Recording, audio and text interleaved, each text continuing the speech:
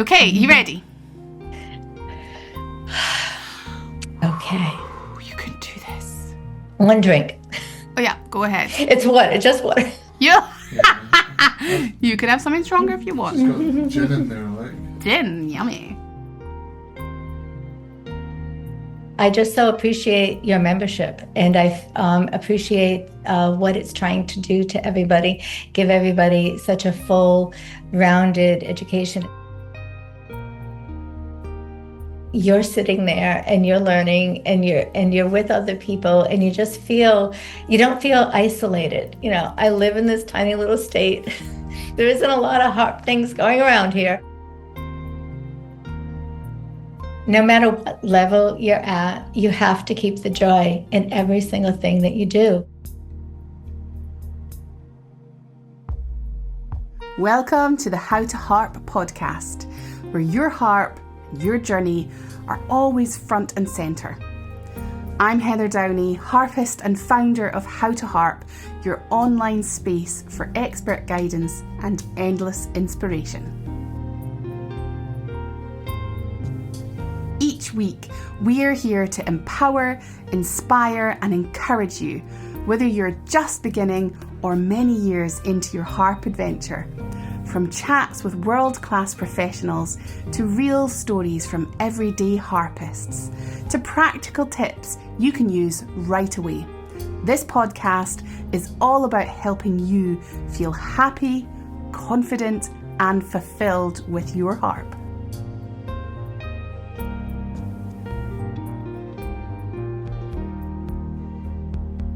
Hello everyone, and welcome to episode 33 of the How to Harp podcast. And today I'm joined by learner harpist and good friend, the wonderful Mary. She has been with us in How to Harp for, well, as long as I can remember. And she's, of course, not just a valued learner in How to Harp, but she does loads of stuff for our community. She runs the Harpy Book Club. She runs the Harpy Improvisation Club alongside Sietske. And she's involved in the making of the MuseScore course. She runs harp lounges and practice togethers, and she is wonderful. She gives so much of her time to our members, and I really appreciate everything she does. She also gives lots of support to me, so thank you, Mary. But of course, in this episode, we sit down and chat about her harping journey, how she got started, where she's going, and what projects are interesting her at the moment. And I'm really excited. So let's just get going and jump right in. So hello, Mary. How are you doing today? Oh, I'm doing okay. Lovely to see you again, Heather. You too. It's always a pleasure to see you. Thank you. I'm really excited, Mary, about sitting down and chatting with you today. And in all honesty, and I'm not actually excited for myself because I've had the great pleasure of getting to know you really well over the last 3 or 4 years, maybe it is now. I don't know, how long has it been? Well, the Harmony course, your Harmony 1 course. So that's probably more like 3.5 years, I think. Well, you've just done Harmony 4, so let's make that 4.5 years. I know. So, wow. It's been a lovely journey. It's been so nice. But so I've gotten to know you really well, which I'm so glad that I've had the opportunity to. But now we can sit down and chat, and everyone else can get to know your whole story too. Okay. So let's go right back to the beginning about what first interested you in the harp. How did you get into it? I was playing the flute at the time. I've got a few instruments in my background. And at the time, I was very much into the flute. And in a bookstore, a local bookstore, they had musical mini concerts. It was a very small, intimate space. And they had a flautist coming, and flautist, I guess you would say. And so I went looking forward to being like right there. I was like in the front row, and she was playing with a harpist. And I had never been up close and personal to the harp. And I went for the flute. And I ended up coming out like, I need a harp. I need a harp. And my husband, who's like, yeah, okay. And, small state that we live in Rhode Island, didn't think there was anything around. So I call in Boston, which is about an hour away. And it was stupid. It was like, do you have any like beginner harps? And oh yeah, we have some. And I'm like, so like, what would that be roughly for like a regular beginner harp? And it was like, no way. So I kind of put that on the back burner for a while, maybe at least 10 years. And then Gary, my husband, he had seen something in Craigslist, something called the lever harp or the Celtic harp. And it was being sold used at a price that we could afford. And he goes, like, I want to cross this off your bucket list. And I'm like, wait a minute, how old do you think? But then in my next breath, I'm like, oh, you're actually willing to let me get a harp now? And yeah, and so we went to see it in a blizzard. It was a blizzard in March, and it was like, I did not want to have to reschedule this. I have to like, I'm going to get, she actually had two, so I could try them out and see which one I liked better. So that's what we did. We traveled to Cape Cod, which for a Rhode Islander, especially in a blizzard, was like, travel more than like half an hour. It's like, whew. And I fell in love with it, and I got the harp. So yeah, it's been a lovely journey ever since. Amazing. That's perfect. And how long ago was that? How long have you been playing? About 10 years. But I don't necessarily think of it in that way. I started teaching myself, Pamela Bruner books, teach yourself the harp and videos on YouTube. They had those. And then about a year after that, in the summer, because I have more time in the summer because I was a teacher in the summer, I heard that there was somebody who taught the harp locally. So I did take a few lessons, like every other week for a couple of weeks. But it was actually a little bit confusing. She played the pedal harp. So I think that the technique is different. And, you always emphasize closing both. And it was more like a twist kind of thing. And I found it a little bit confusing. And then she had to stop at one point for her job. It got too busy, and we were going to continue later. And then I'm like, no, I think I'm kind of good on my own. But then I kind of like, a little bit of learning along the way. Somebody who had a Patreon, I joined that, and then they created a learning platform, but it was just learn this song. And the teacher in me like never felt totally comfortable with that. And so then you finally, was that about 3 years ago or so, opened up How to Harp. And I feel like it's really made a difference, that I'm really at a point where, you start like this, and then slowly, all of a sudden I feel that, I am improving very much more because of that. Need to know the whys and the technique, all of that your membership offers is very necessary. Mm-hmm. But that's it. Those are the only lessons I've had. Wow. For the harp. That's amazing. I feel like I've already got so many questions, but I have to address the objects in the room, because you went and you got a harp with Gary, but you have 3 harps sitting behind you. So I think like many people, right, with their experience of harps, they multiply. So tell us about the harps that you have sitting behind you. Yes, they definitely do. Neither one of these is the harp that I first got. The harp that I first got, a Yama, I was grateful for it, but eventually you find out that it isn't necessarily the thing that you want. So the harp that, the next harp that I have is, there we go. I got the Marini double strung 30x2 double strung bass. It's kind of like a laptop, but it has the stand.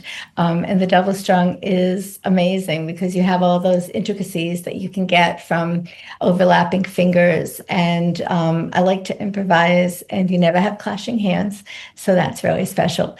So I got that.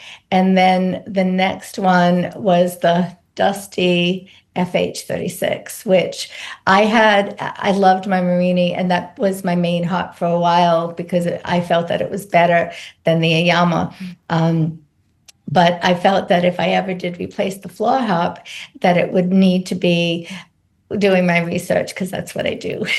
I felt probably a Marini or a Dusty.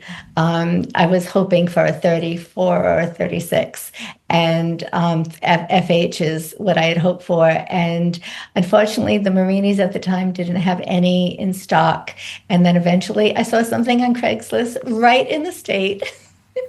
And it was not in a blizzard, and I got it at an amazing price. So I was like, I felt so very lucky. And then the newest girl actually, is the littlest one right here, is a Slim Lunar double strung, and it had to come from Germany. So I was a little nervous about that. And interestingly, neither one of these harps did I get to play, because the Marini was, I think I got maybe the first one that came out. I was on the waiting list when they were talking about thinking about making a double strung that had the range. It goes down to the 2 Fs below middle C.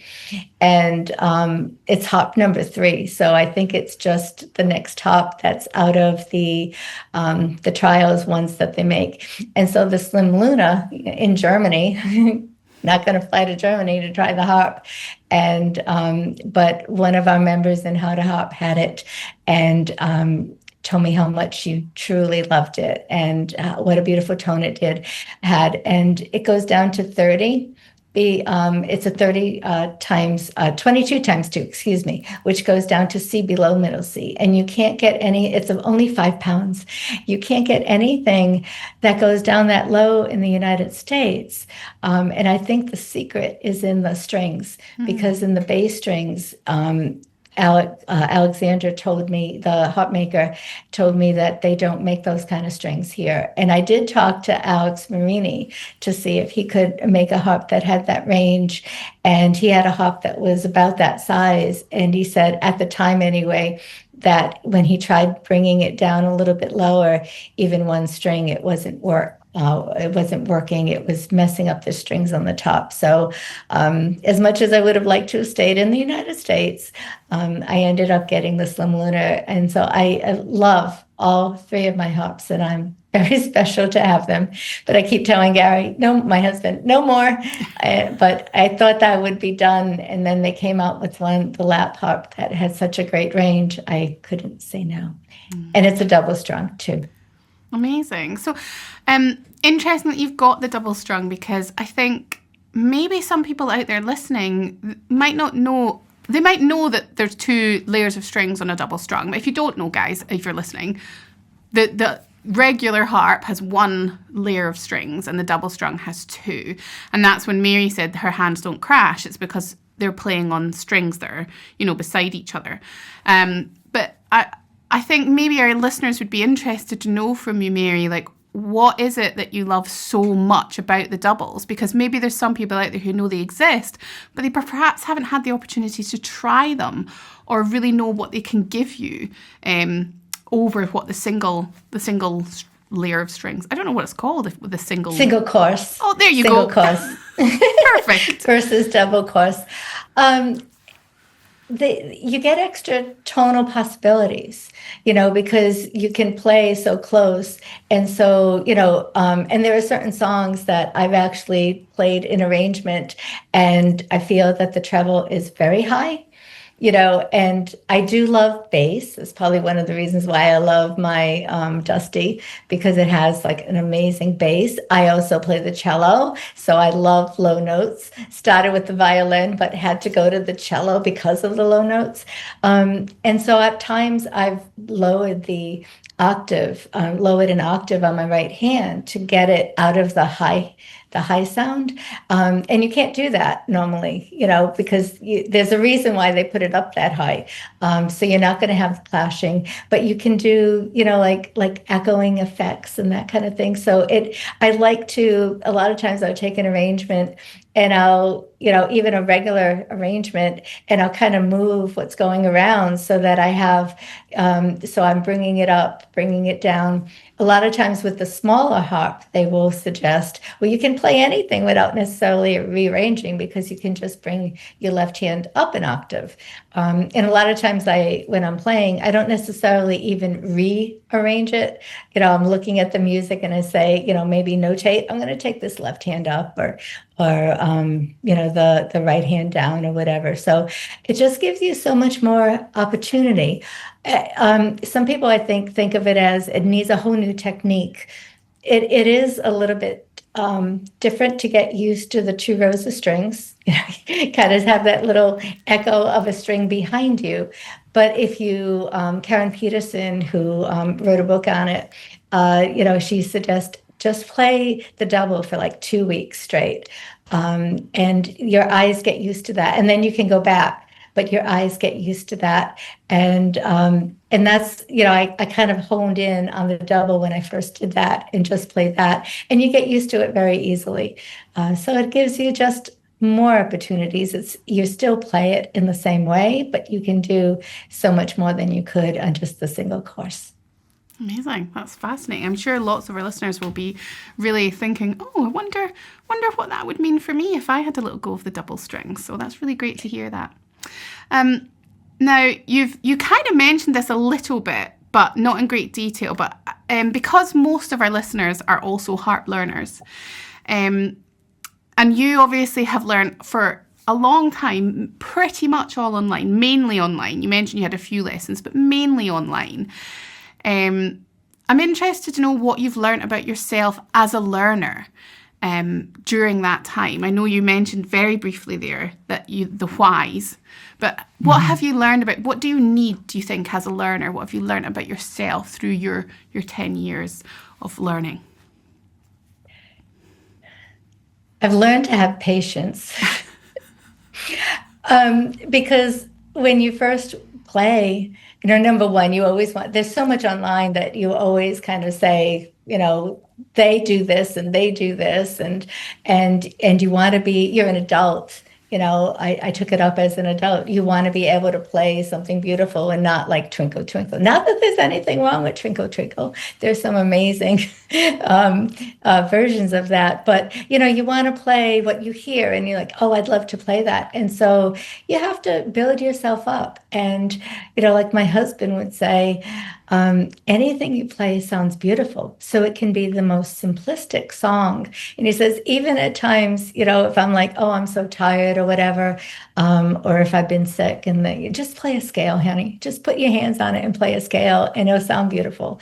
So I've learned that I don't want to push myself too hard. I use not so much too hard. I would get through songs much faster than I should. Like it's like I want to get the next line and I want to get the next line and I want to get the next line. And so I've learned that you need to take it in small chunks. I've learned that slow and steady wins the race. So and I've learned that I need to stay with it. Once I've gotten to that last measure, that doesn't mean I'm done by far. I've learned that I need to spend more time with it, that I need to polish it. I need to smooth it out. I need to iron it out. And I've worked now at memorizing everything that I do. I never thought that I could. I had a very bad experience when I was young, maybe about 8 years old, and I played the accordion because my father loved the accordion. And they put me in, my teacher wanted me to be in a competition. And it's like, okay. And I had to memorize it. And you're standing in front of this panel and you have to play it. And my mind totally blanked. Like, it wasn't like there was never any talk about how to memorize. You were just told to memorize. And I did, but it didn't get into my long-term memory. And under pressure, it just totally collapsed. And then they're like, would you like to start over again? And I felt like saying, no, can I just leave? But I got through it. And so ever since then, I never wanted to memorize. And my husband would say, you play nice, but it would be even, less pauses and that kind of thing if I memorized. And I'm like, I don't think I can do this. But I worked at it, and now I memorize every piece. And I feel that I can work then on my musicality, on my emotions. I try to play so that my emotions that I'm feeling when I'm playing is coming through. And so even if I record or there's somebody in front of me, I try to relax. And that's been a journey, but trying to let that come through. So I've learned that I can do things I didn't think I could. I just need to give myself time, and the more time I put in a piece, it will pay off so much more than if I just tried to get through it quickly. Yeah, so many good bits of advice there that we can pull out from that. So thank you so much for sharing all of that. And I've heard you play a lot, and I think that when you say that what you really want to put across in your music is that emotional content and what you're feeling, that definitely comes across in your music. So that's really lovely. And I think that this is the perfect segue into listening to a little bit of your music. So we're going to play a clip that you've made for us. And maybe once we've heard it, you can tell us what it is and why this is what you chose to share. Okay.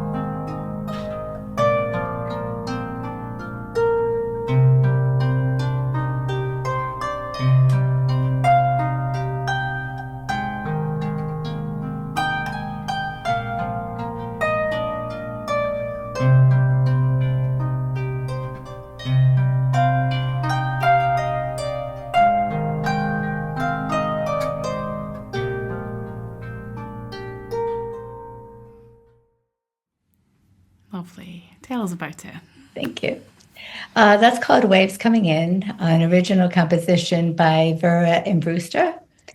And the reason why I chose it was my husband, who I said is my number one fan. He was in the other room when I was getting into that song. Early on in the learning of that song, and he just came in the room and he says, honey, I have to tell you, you've really improved so much. I can't get over how much you've improved in your harp playing. And again, he's always telling me, oh, it sounds good and everything else. But, that was special. That made a difference to me. And it's also special because in that song, I have a YouTube channel that I started posting. It kind of keeps me honest, I think, making sure that I get that everything that I play, that I try to polish it as much as I can and not move on too quickly. And that was the first song that I actually felt that I wanted to put some other video clips in front of it. Now I do that all the time with my songs that I put on my YouTube channel. To kind of show the emotion that I was feeling as I was playing it. So I felt that it was kind of like a turning point in my playing. And so that's why I decided to share that with you and your audience. Lovely. That's beautiful. And in case anyone's interested in checking out more of your bits and pieces, what is your YouTube handle? How can they find you? Mary's Making Music. Oh, lovely. Mary's Making Music. That's perfect. I love that. That's perfect. I know, like the 3 M's there. Yeah. Okay, so because I know you, I'm going to say to all of our audience that Mary is a wonderful harp player, as you guys have just heard, an amazing harp learner, but she's also a huge support and a really important, valued member of How to Harp. and one of our sweet peas. So our sweet peas are our wonderful volunteers who help us out in How to Harp and really give lots of their time. And Mary, you give lots of your time, because not only do you run meetups and practice togethers in the How to Harp membership, but you also run the improvisation club and the Harpy book club, and you also keep in contact with me and help me on the sidelines with lots of different projects and things like this. So I do want to take this opportunity to say thank you so much for that. But I'd also like to hear from you about how this kind of hobby of harping grew into something that to me seems like almost more than a hobby now. The amount that you give to it is a lot. So how did that happen? It's something I'm passionate about. I love my music, and I especially love, like I said, I play a few other instruments, but harp has definitely become my main thing. And I just so appreciate your membership, and I appreciate what it's trying to do to everybody, give everybody such a full, rounded education. It's not just the lessons, but the music and the tunes and the technique and the community and the lives. And so I get passionate about it. And so I just, and it helps me grow. Being part of the community, talking to other members, it's really expanded how I just gets me so involved in my harp as well, and also being along the path with other people, and you begin to make friendships with them. And I was at the retreat last year it was January of 2025. And to then see these people in person, and you just felt like you knew them so well, and we just connected so well. So it's just because whenever I get involved in anything, I don't know if it's a little bit of OCD or what, but I just spend a good amount of time on it because it makes me feel good. And so when you did ask me if I wanted to become a sweet pea, I was so honored. And it's like, if I can help along that journey, I feel that it's fulfilling for me as well. And to see other people in the membership also growing in their journeys, it makes the heart grow. Yeah, it does. And, we are so, don't you think we are so lucky? Sometimes I have to almost take a step back and sit back and look at everything, because we really do, everyone in the membership is actually so lovely. And the community, obviously I'm passionate about the lessons, I'm passionate about the theory and the technique and all these sorts of things. I want people to learn, I want them to improve. But when I actually think about the community and the people coming together, it's so beautiful. It's really lovely. And I think it's a really supportive and nice environment. It definitely is. And again, all those aspects just fill it out even more so when you come to your harp. It definitely does. Yeah, for sure. So that's how you got really heavily involved in harping. But as you mentioned, you also play other instruments. And I know that you're heavily involved in a American flute site, because we're good friends with the founder of that site too. We really love Johnny and the work that he does, and we talk to him a lot about all of our different endeavours. So I know you're involved with that, but you've actually gotten heavily involved in a number of other music projects as well, hey? You've helped me very recently with editing our first book, the Well-Rounded Warm-Up Books, and I know it's so exciting, coming out next month in April. And I really appreciate all the help with editing the text and giving suggestions and things like that. But that's not the only book project you've been involved in. Can you tell us more? Yes, I can. The Native American flute, Amy Saravosky, somehow I got involved in a book that she was writing on the modes. And she was looking for somebody, a team of people to help her review. And as she was writing the book, and the modes are kind of an important thing in the harp world, especially in improvisation. And so I'm like, on the Native American flute, you've got me. I will be there. And then she most recently just published another book as well that I had the pleasure of also being involved on the review team throughout her writing of it. And it's on the Native American flute in ceremonies. Like if you're playing for labyrinths, if you're playing for yoga, that kind of thing. And so it was a very unique way of improvising on the Native American flute. So, and then I was also asked by Karen Peterson, who is a harper and very much does so much for the double strung harp world, and also is the owner, administrator of the Facebook group for the double strung. And she just recently came out with a book that was on the Enjoy the Double Strung. And it talks about how to, what is the double strung and how do you get used to playing it, and it has so many songs in that. And I was able to be a part of that as well. And then, of course, your book that you're coming out with as well. So I really enjoy, I don't know, having a little bit of say in some of these things, that can help shape.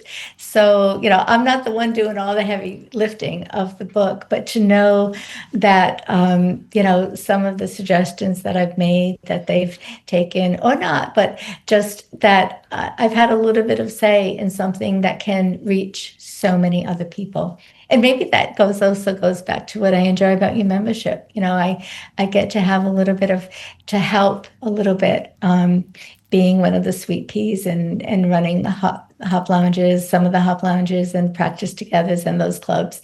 So it makes me feel that I am making a little bit of difference, even though I am not the professional. But it's, connecting with people and continuing the joy of music. Absolutely, that's beautiful. And coming from a teacher's standpoint, it's something that helps you grow as a learner as well. Like when you're feeding into other people and you're understanding, other people think about it from this point of view and some people think about it from that point of view. And what does that mean about how I've thought about it? I always think that,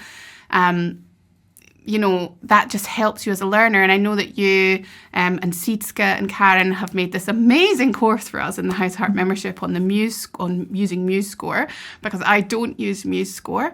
And you've had to do a lot of learning in order to create that course, right? Because people ask questions and you're like, well, I'm going to have to work out how to do it. So how have all these projects fed into your own learning?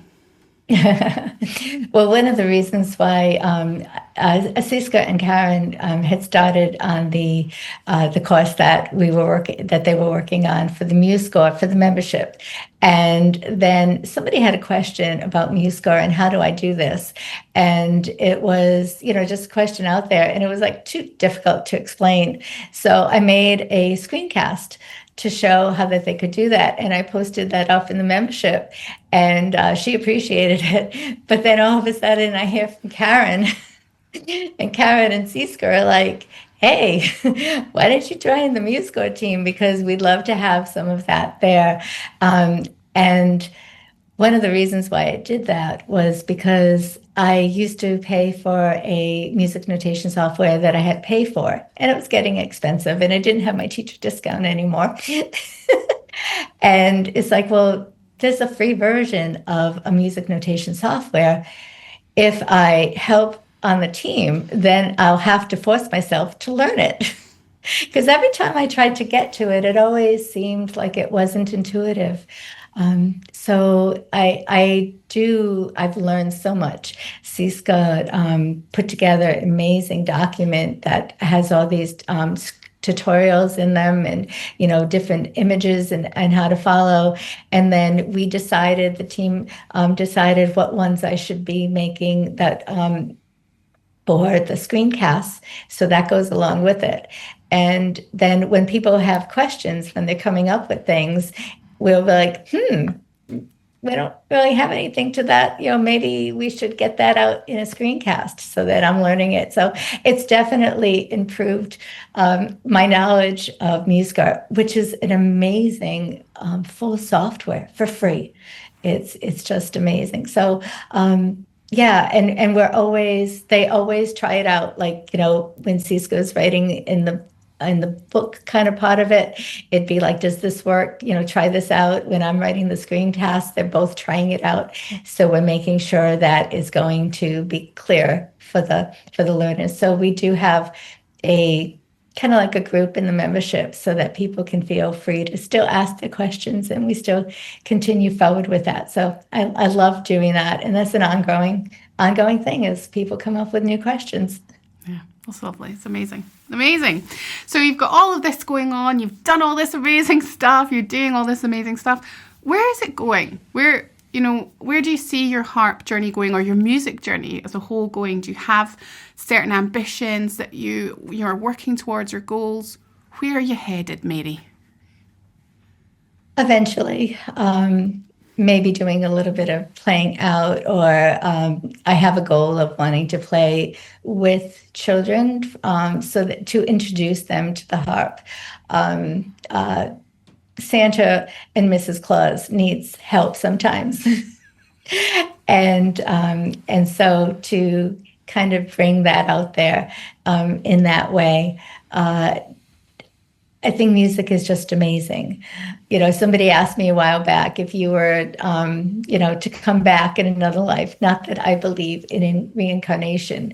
I was a math teacher and I love math, but I would love to come back as a music teacher. I would love to be able to bring that throughout my working career to people. So to be able to do things that introduce children to the harp, not necessarily that they will want to continue the harp, but to expose them to music. And I believe that music is important in everyone's life, whatever form that takes.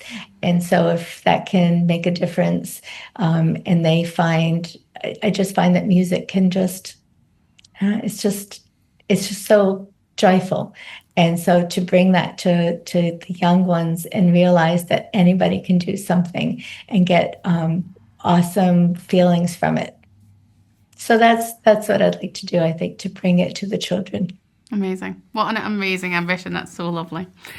So we're unfortunately coming to a close. As much as I love chatting to you, Mary, you've got so much going on. You're such an interesting person. There's so many things. If anyone's out there, and you're going to get inundated, Mary, when I say this, but if anyone's out there and you want to chat to an extremely interesting woman who plays, yes, the flute and the cello and the harp that she's mentioned, but also the bandora, and also has done a course to become Mrs. Claus. She's not just joking about the claws, and who runs the improvisation club, and who runs the Harpy Book Club, and who does the MuseScore course, and who helps people edit books. All of these things, get in contact with Mary. She is a wonderfully fascinating woman. But we can't talk all day, unfortunately. So we're going to finish with two little questions that I ask everybody. The first one is, we've talked about the How to Harp membership. You're a really valued member, but what is your one favourite thing that we have in the membership? I hate that kind of question, Heather. The next one's the same kind.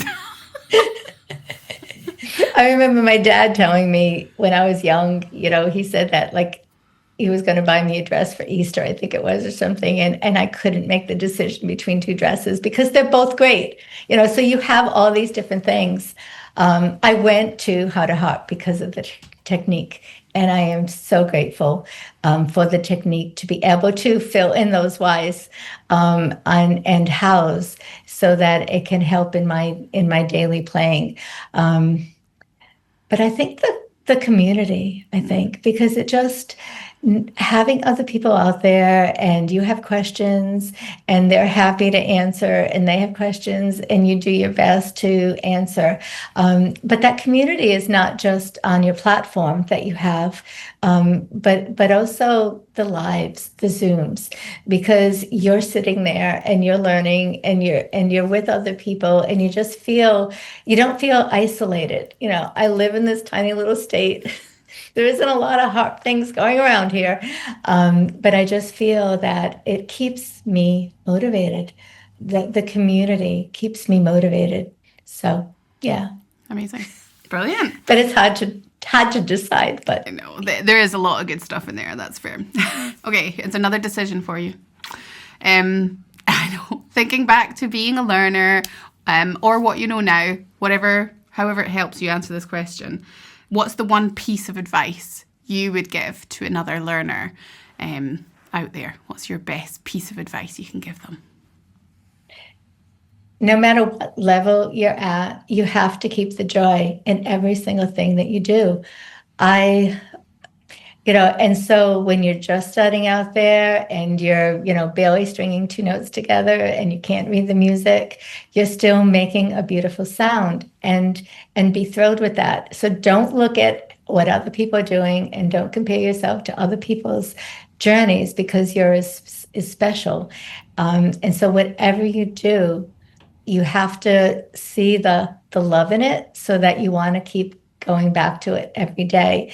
And so when you're thinking about that joy, you have to have the long goal. Don't say, I struggled today, because compare that to what you did a week ago, a month ago, or even a year ago, and you are making strides. But every part of your journey is going to let it ring in your heart, and then you will get where you want to go. I mean, that was amazing. Thank you so much. We're going to have to meet again and chat about all the other interesting things, but that was so lovely to sit and spend time with you. Thank you so much, Mary. My pleasure, definitely. Thank you so much to Mary for joining me. Of course, joining me for that chat, but also thanks to Mary for everything that you give to the How to Harp members and to me. We really appreciate all of it. You are one in a million. Now, next week, you guys have got me for a solo episode, so I will be bringing you a lovely little harp tip that you guys can take to the practice room. So definitely listen out for that one. And if you're enjoying the How to Harp podcast, then please do comment, like, subscribe, and share so that we can reach as many other harpists as we can. Thanks for listening.